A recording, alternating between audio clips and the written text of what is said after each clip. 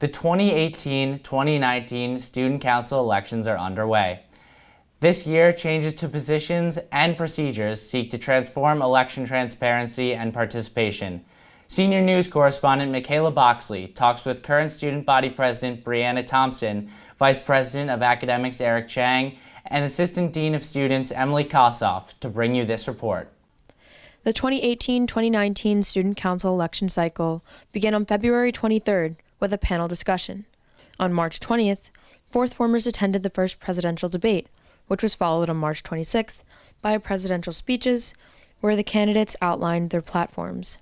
Eric Chang and Bree Thompson shared their thoughts on the changes made to this year's election protocol. So for every position, the president and the vice presidents, that is, we added at least one debate. For the presidents, it will be two. And we've also added in, I'll tend to be recording all of these functions as they occur in the election. So we want to make sure that even if the students didn't attend or they want to rewatch the event, they'll have the opportunity to do so. And all of these events and additional layers of the election were added with the intent of giving the electorate, the student body, that is, the voters, a better chance to view their candidates and see them in more context, not just in the past where we only had 2 brief school meeting appearances. And that's not really, in our opinion, enough to get to know who you're going to be led by in the next year.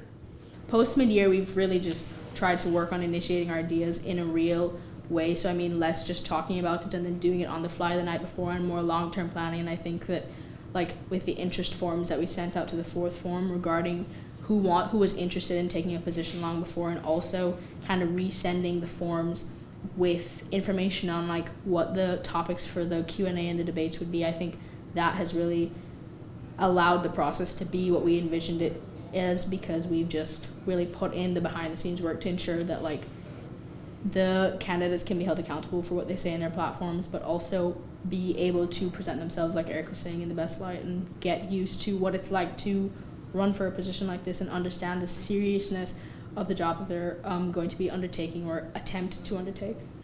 Assistant Dean of Students Emily Kossoff, offering a different perspective, shared her thoughts on the new process and the changing role of president. So you see as students the school president at school meeting every Thursday, and you see the school president perhaps at other functions like our Veterans Day or the memorial for the Parkland students. But the school president really serves as the liaison between the administration and the student body. And I think that both the president and the student council as a whole is really there to set the tone, set the culture, and try and make this an even better place than it already is.